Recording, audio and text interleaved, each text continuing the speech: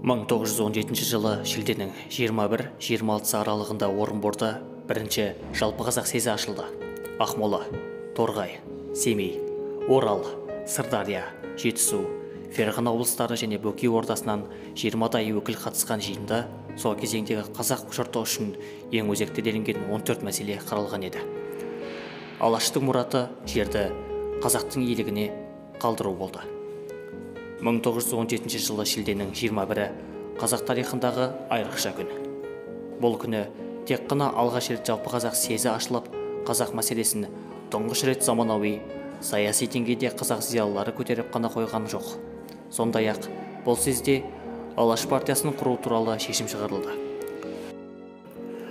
Тарихшы, алаштанушы, ғалым Мәмбет Қойгелді бірінші жалпы қазақ съезінің құжаттық хаттамасы сақталмағанын айтады. Бірақ ең маңызды мәселелер ретінде мемлекет басқару түрлері, автономия, жер туралы, оқу-ағарту, әйел теңдігі сияқты өзекті мәселелер талқыға түскен.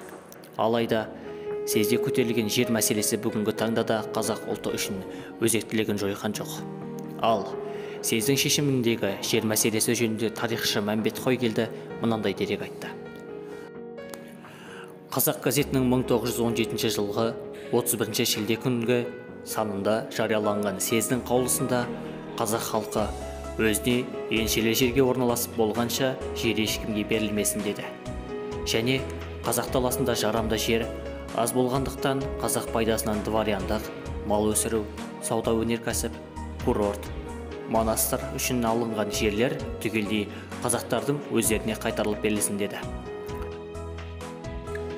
Съезге дейін қазақ газетінде алда құрылатын қазақтың тұңғыш саяси партиясы туралы мақалалар жарық көріп, халыққа түсінік берілген.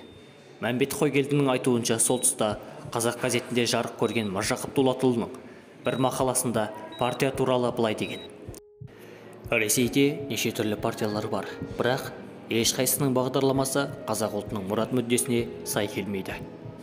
Тарихшы Мәмбет Қойгелді сол кезеңнің өзінде ұлт зиялылары Қазақстанда құрылуы тиіс кез келген саяси партияның түп негізінде ұлттық мүдде мен ұлттық талап тілек жатуы міндетті екенін білген, әрі мұны басы ашық мәселе ретінде қарастырған дейді.